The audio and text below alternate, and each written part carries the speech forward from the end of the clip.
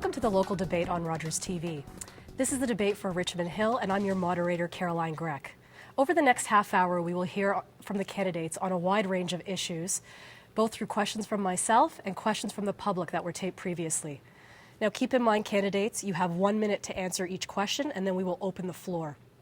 I will only intervene if you are talking over one another and the audience at home cannot hear. Rogers TV invited all the candidates registered for this riding, and those you see here before you are the ones who accepted that invitation. From the left, we have Adam DeVita from the NDP party.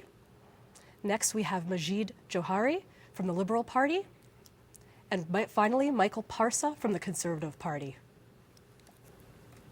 We did a draw for speaking order and seating order, and we will start with opening statements, starting with Adam. Go ahead. Hello, my name is Adam DeVita, and I am your NDP candidate. I'm a professional engineer. I studied electrical engineering at U of T. I also have an education in solutions that are good for people, the environment, and business at the same time. Over the last 18 years, I have written financial and performance analysis software for hospitals, factory automation, and data collection systems. I'm a big fan of making decisions based on real evidence. I grew up in Richmond Hill and had my children here. I was the Jack Layton candidate here in 2011. Tom Mulcair and the NDP have an agenda that is financially sustainable and will make Canada work better by cooperating with provinces and local governments. For example, long-term funding for transportation infrastructure controlled by the local government, a $15 a day childcare system. We know that in economics, from diversity comes strength.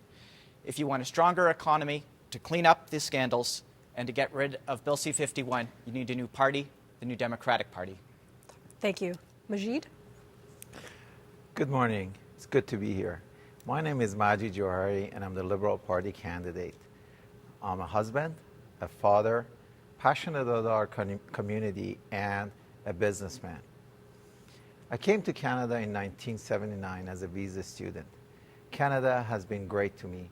It has provided unparalleled opportunities for me to get a solid education, start up a family, prosper, and get successful personally and professionally. I've been married for 25 years and I have 2 children. I've been living in Richmond Hill for the past 17 years. I have an MBA from Schulich School of Business and I am a certified management accountant. I run my own management consulting firm, and I believe in a prosperous Richmond Hill. It'd be an honor to be able to represent you coming in October. Michael? Hi, my name is Michael Parsa. I'm the Conservative candidate in the riding of Richmond Hill for the upcoming federal election. I am a resident of Richmond Hill. I have been living here for almost 15 years. I'm also a small business owner in the riding of Richmond Hill. I'm also intimately involved in various charities and service clubs in this town. I love Richmond Hill. I love everything about Richmond Hill. I want to keep Richmond Hill as great as it has been and make it even better in the future. My wife Valerie and I have been a big proponent of making sure that Richmond Hill's small businesses in the future thrive and do everything we can to make sure that the youth, the seniors, and once again, small businesses, which are the middle class in Richmond Hill, are given an opportunity to succeed in the future. So with our low tax plan and all the benefits that we have put forward, I look forward to representing you in Ottawa after October 19. Thank you. We will move to our first taped question. If you please look at the monitor. Hi, my name is Paul Peary, and I'm a councillor for the town of Aurora and a board representative on the Federation of the Canadian Municipalities. My question to all the candidates is, what is the biggest problem, in your opinion, facing local municipalities, and what would your party do to address the issue? Thank you. My name is Paul Peary, and I'm a councillor for the town of Aurora and a board representative on the Federation of Canadian Municipalities. My question for all of the candidates is, what is the biggest problem, in your opinion, facing local municipalities, and what would your party do to address the issue? And we are going to start with Majid. Great question. I believe that the biggest challenge that we have is transportation, and is being able to get people in and out of home to their works and back quickly and with minimum amount of time in the traffic. So we need to make sure that we bring the investment needed in infrastructure to make sure that we beef up our transit. And our government, our party has proposed $125 billion in investment, has doubled the investment in transit for this part of their platform. Thank you. Michael? So there is no doubt, as I've knocked on every single door in Richmond Hill, the top priorities for the residents of Richmond Hill are the economy, the taxes, jobs, and transportation. There is no doubt about that. That's as the Richmond Hill continues to be the largest town in the country, we also have growing pains as we grow substantially. So one of the things that we need to do is we need to address the transportation and the gridlock issue. As a small business owner on Yonge Street, I have witnessed this every single day as commuters take much longer to get home and to work, and we need to address that. And the announcement that the Prime Minister made 3 weeks ago with injecting $3.2 billion into the GTA infrastructure will certainly help. The fact that we received funds for our gas tax directly to Richmond Hill will help, but there is no doubt infrastructure and transportation is one of the biggest issues in Richmond Hill. Thank you. Adam? Well, the fundamental problem is that municipalities have got a lot of the responsibilities and yet very little revenue to actually take care of these responsibilities, being it roads, waterworks, police, fire services, and more advanced social services. The New Democrats are proposing that we're going to be allocating $1.3 billion a year, every year for 20 years, to the municipalities for transportation infrastructure. The idea is that this will be under local control, so we're going to cut past all the red tape because the towns know what the towns need. And if they can count on the funding for long terms, they can put the money where it needs to be that's appropriate for each city under their own control. So that way Richmond Hill fixes Richmond Hill's problem. One-time funding simply is not good enough to make good long-term plans. Okay, we will open the floor now. Go ahead and discuss the issue. It's not, and you're absolutely right. It has to be sustained, Yep. Which is why through the gas tax refund, the town of Richmond Hill receives $5 million every year from the federal government to inject into the federal infrastructure. Yeah, we're figuring about 8 to 10 million would be the cut from the NDP, given Richmond Hill's population. Yes. We're like in the top 30 largest municipalities in the country. Everything. We've been underfunded. Everything. When it comes to transportation, regardless of who wins, they have to address this issue. There's no doubt about that. It is a hot topic for people, but it's the funding that comes from the federal government to Richmond Hill. We have to do our part as well as federal representatives to make sure that our voices are heard from our. I think all three levels have to come together and work. Yep. The most important thing is traditionally we play the role of, or federally we play the role, here is the money and you transfer it, and then there is no way that we could measure actually the impact. So once hopefully any of us get up there, what we need to do, we need to make sure that we develop that collaborative environment, that we bring federal, provincial, and municipalities together to channel the fund, allocate the fund, channel it, and make sure that's measured so we see real result. We see actually subway getting extended to the Richmond Hill, and we see the transits, and we see the frequency. So I think the fact that we talked about three things: number one, the subway; number two, the frequency of the service and the quality of the service. Those are the items that we could make sure that's on the table as a measurable when the three levels get together and channel the funding, whether it's 6.5 million or whether it's, in our case, 20 billion for the broader regions, etc. Those are great, but being able to bring it down to the level that we can actually tell people at the end of the 4 years that, hey, we've got the subway down or we've got the transit down. We've got to be measurable. Well, the city's got to decide. You know, the classic problem, we've seen this so many times in the past, is the federal government says we'll kick in 1/3 of the funding as long as the province and the municipality kicks in 1/3 of the funding too. They know the cities don't have the money. We know that Ontario has certainly got financial problems right now. So getting provincial funds is hard, and York Region has been shortchanged by the provincial government. But it comes down to, as Majid said, it's collaboration. You can't expect the federal government to pay for every initiative. Other governments have to step up to the plate. This is why we have three-level government. And transportation in particular falls under provincial jurisdiction. And as you said, the municipal government has direct access to how it's done. So yes, the federal government steps up to the plate, but the provincial government has to do its part. They have to step up. This is a major issue for the people. No one really we don't wants want to have hear the money sitting on the property taxes. Right. That's hard enough for people. Yeah, no one wants to hear that the provincial government doesn't have the money. Especially in Richmond Hill, where we have 90% of the taxes are coming from property taxes. Correct?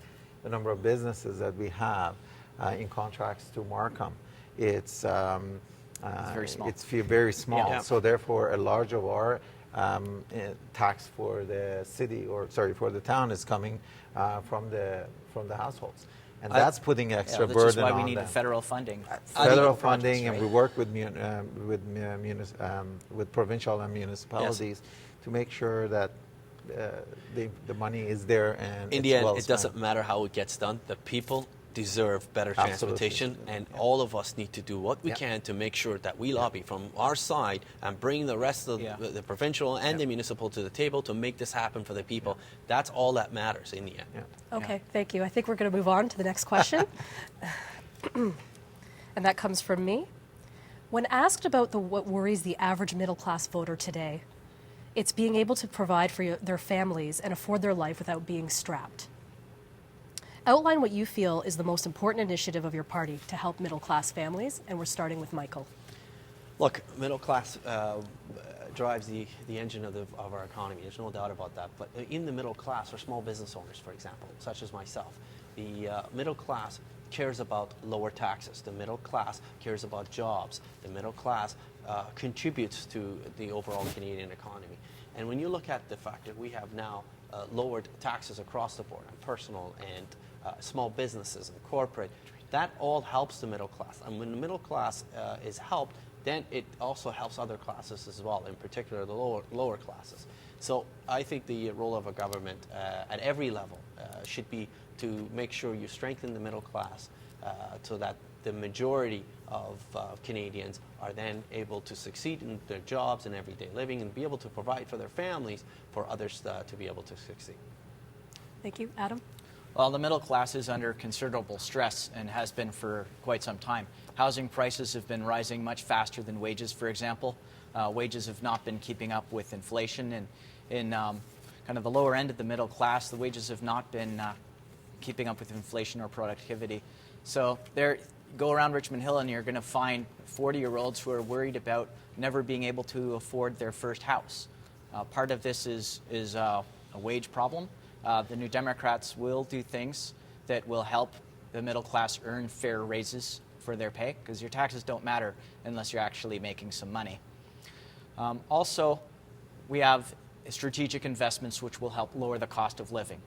The National Pharmacare system, for example, will lower the price of medicine for everybody. Also, a national child care system will lower the cost of child care. And, a lot of parents, the child care costs more than their mortgage. And even that, if they're in an at-home daycare situation, which is the cheapest option. Thank you. Majid? So I consider myself as a middle class and a small businessman. What you guys talk about at home is no different than what we talk about at home. We worry about whether we can keep up with the rising cost of living, whether it's the food, whether it's the heat, whether it's the gas. We face the same challenges when we want to enroll our daughter in the next year of universities, the tuition fees, when we want to get our son to high school. So the challenges for the middle class has never been the highest in this environment. So what we need to do, we need to make sure that first and foremost, they feel that they have a good, well-paying jobs that give them the security to be able to make the decision that they need to bring prosperity to their family and a future for their children. Thank you. We will open the floor now. Go ahead. Well, none of us talked about pensions in our speech, but pension security is a problem and retirement security is a problem the middle class is facing as well. with the private sector pensions going up and actually going up in smoke, really.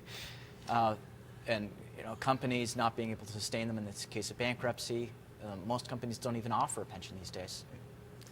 Well, as far as the middle class platform that we are, the Liberal Party is offering, we are making sure that for households which their income is between $49,000 to $90,000, they get about 1.5% tax break. They go from 22% to 2.5%, and that amounts to about $1,400 a year. We are also combining the different child benefits to one single Canada child benefit, and again, depending on the household incomes, a child under 17 could receive as high as $533 a month tax-free, which they can invest, which a family can invest either in their education or on after-school activities or whatever they see. It's right for the family and for the children. We are also, for the seniors, we are trying to keep the pension splitting, increase the Canada Pension Plan, and reduce the age of security, old age security, from 67 to 65, which is going to bring another additional $13,000 a year. So we are also focusing on jobs for the youth. So when you look at the middle class, we are taking care of the core, which is the parents, being able to provide for their family, have the hope that their children would have an opportunity. We are giving students and the youth a leg up. We're hoping to create about 450,000 jobs for them. And we are also taking care of our elders through various social infrastructure announcements that's been made. Look, the middle class will suffer if taxes are raised. There is no doubt about that. That's just the foundation, and the middle class relies on lower taxes to be able to thrive. If you look at, absolutely. The middle class survives when it can earn pay. That's the problem. The middle class. If you look right now, if you look at the Toronto, inflation. Look, we're not immune to what's happening around the world right now. This is not. If you look at what's happening, Canada's middle class has actually is in very good shape. If you look at the New York Times, said Canada has the richest middle class in the world right now. Well, that's because the Americans were in total suffering at the time that was written. Well, we can't stop. I can't worry about the Americans. My worry is Canadian middle class. Than you were 10 years ago? Well, I know this, that the guy I was I'm not saying 10 you're middle years class, ago, but I'm just asking, are you better off? Would be able to afford the house that I'm in now, but he would not be able to keep the payments. Yeah. So, I mean, we have 19,000 seniors that they're considered as part of their income is considered part of the middle class, and those are actually the ones that are working very hard to join it, and they have to make a decision whether they want to stay in their house or they want to move out.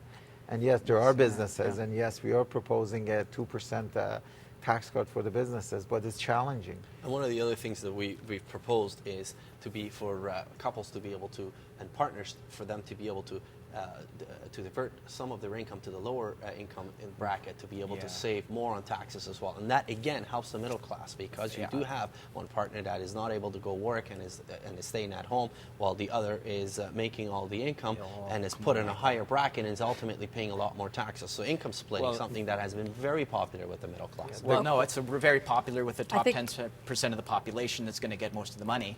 Right, Adam, TFSAs for people that make under $60,000, under $60,000. You're not rich when you make $60,000 in this country. Talking about TFSAs. No, in general, when you're looking at middle I think class. we're going to move on to the next question. Okay. That was great. Thank you. The next question's on immigration. The image of a drowned Syrian toddler resonated with people around the world and created a spotlight on what some experts call a global refugee crisis. What do you believe that Canada needs to do to address this crisis, and what do you think needs to be done to improve or amend current immigration process? We're starting with Adam. Okay, well, really, immigration and refugees are sort of separate systems. Immigrants are coming in here to make a better life. Right. Refugees are running for their lives and looking for somewhere safe to go. Nicely so we're going to be taking 10,000 refugees from Syria this year, and for each year for the next 4 years, to help people that are running for their lives. Now, the immigration system has suffered, and it needs investments in a better process. We have a particular emphasis on family reunification because when you reunite families, you're bringing an immigrant into a system where they have a family social support network already.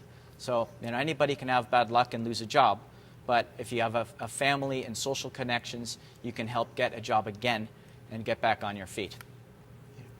I actually like to echo what Adam said. There is a difference between the immigration and refugees. Immigration, the introduction of C-24, I believe, has done a serious damage to Canada's credibility and its stature in the world. The way we look at it with the dual citizenship, which passed on, I believe, July 3rd, now Canadians who are not born in Canada will be maybe considered the second-class citizens. That's number one. That's very challenging. Number two is the newcomer Canadians, or what we call the immigrants, facing a lot of challenges, being able to get their equivalency, be able to get jobs, and be able to integrate. As far as refugees, we need to make sure that we help them immediately and help them by screening at source, getting them into Canada, and also helping them at source to be able to survive the winter that's coming up.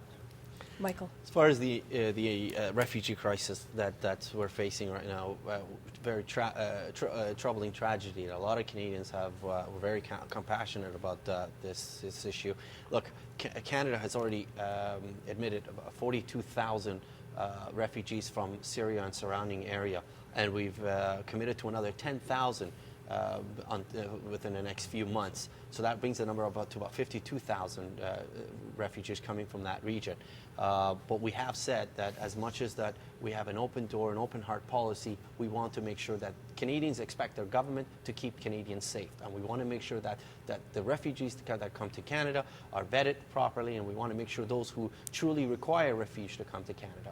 As far as immigration, you look at immigration has increased in the tenure that the Conservative Party has been in power by more than 20%. Those are facts. So compared to the previous government, we've increased immigration by 20%. Okay, we'll open the floor. Discuss. As far as Bill C-24, I just have to address that. Look, this bill and this policy needed a major overhaul. It had been in since the 70s. Things need to be modified and looked at what's happening. As far as the dual citizen, the second-class citizen that you mentioned, there is absolutely no truth to that. The Canadians, we've always had the right to revoke citizenship of Canadians, even right now, when it was unobtained, when it was exactly. So if you're not involved in terrorist-related activities, treason, high treason, or obtained your citizenship fraudulently, you have nothing to worry about. Yeah. So it's that only law for was there those before. who had... That law was there before, Right. and didn't need to be amended. But let's talk about... There is a But fundamental terrorism problem. was added. Yeah, let's going back talk to the about Magna one Carta about fundamental equality thing. before When the we law. talk about immigration, why do we bring people here? We bring families here to keep them united and give them an opportunity for growth.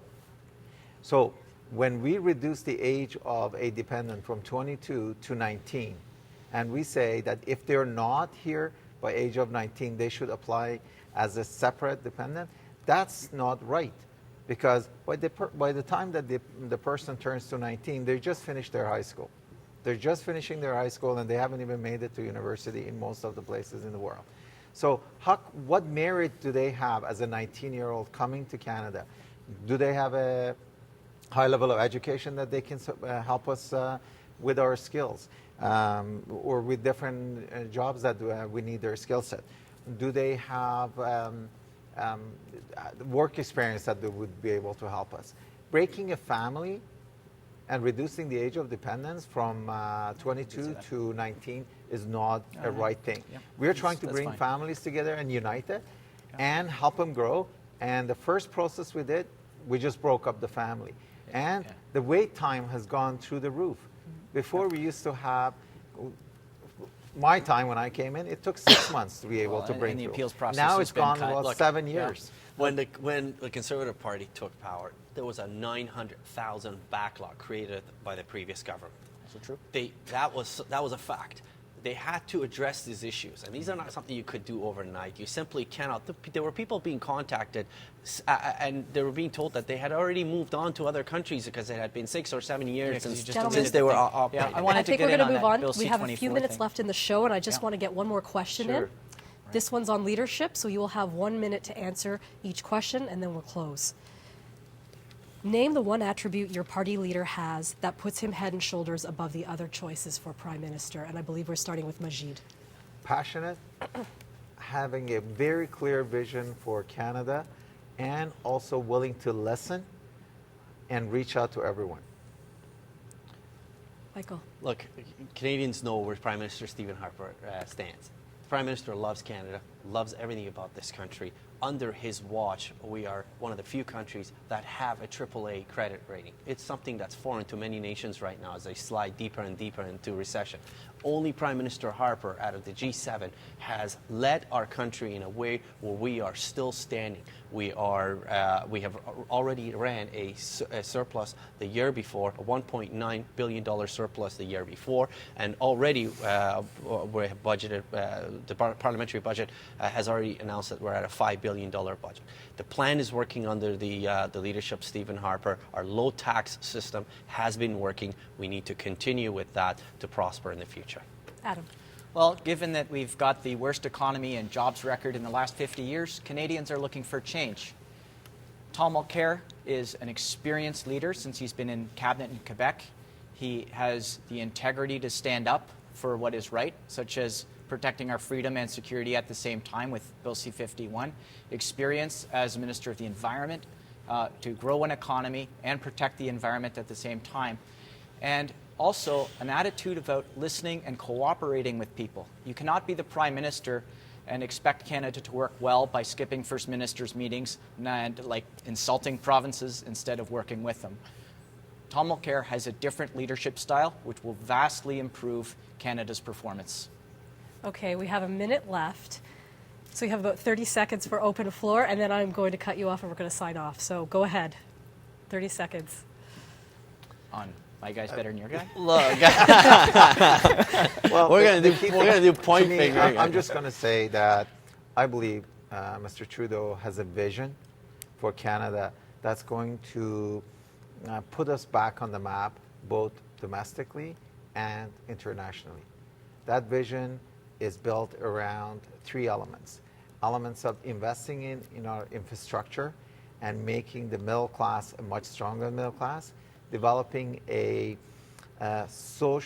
fair and just society, and taking care of our environment. Okay, that is I all the just time wish we he have hadn't today. campaigned. campaigned. Yeah, I have to Sustainable. look. I just wish We he have to hadn't pay down the campaigned debts. months prior to the election. Thank you about for watching criticizing the today. For government more on information, go to deficits and then right away going into RogersTV.com. Thank you, candidates. Thank you for watching.